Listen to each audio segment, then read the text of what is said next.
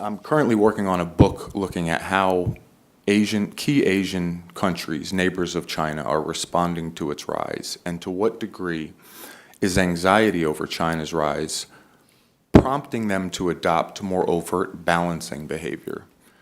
To what degree are they shoring up their own defense capabilities and forging security partnerships with like-minded countries in an attempt to deter China from acting aggressively and coercively? And what you see when you look at the map of the Asian security landscape is a lot of smaller countries, ASEAN countries and others, engaging in a form of soft balancing.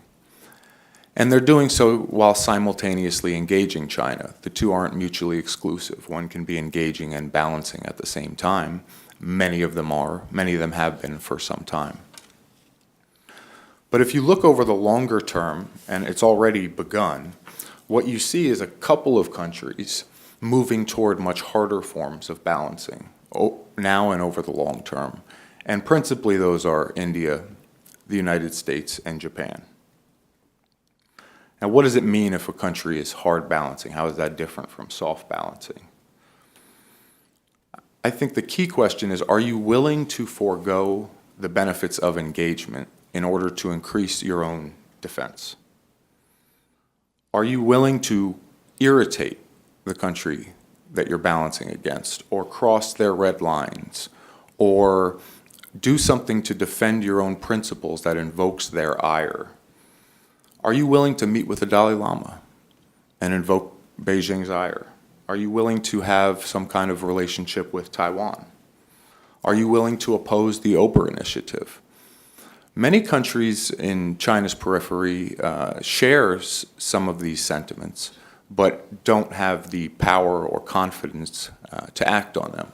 I think over the long term, the United States, India, and Japan have the capability and the willpower to defend a set of common principles and norms. And I thought there was an excellent formulation in our first presentation about a cohesion of norms, a cohesion of infrastructure, and a cohesion of force. I put it slightly different, but I think what you see among these three countries and others is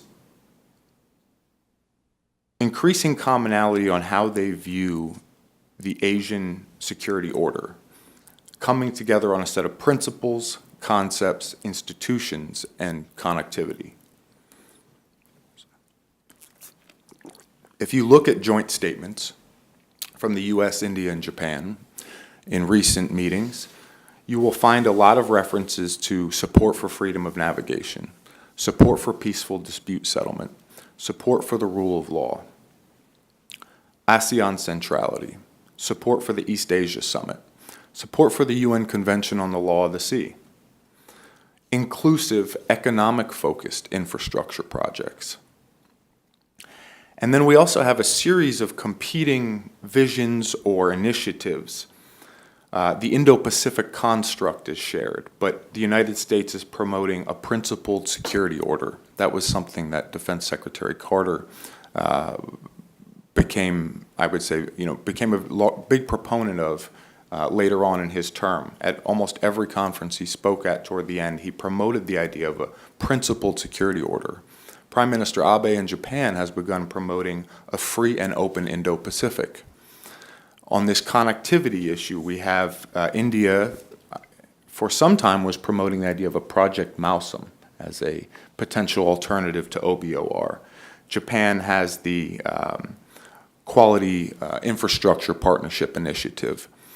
What you have is each of these countries speaking about and promoting the same set of ideas and principles and vision for the regional order, but we haven't yet come up with a way to cohesively channel that energy and that vision into a mechanism where we can better operationalize that shared vision and collaborate better. And frankly, I don't know if that is the creation of a new institution, if that is a new joint vision strategy that can be shared.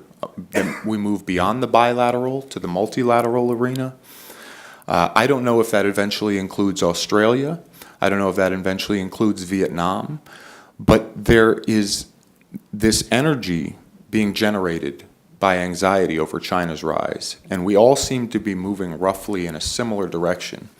But it's going to require our attention and our resources to find out how to better channel and operationalize those complementary parallel forces.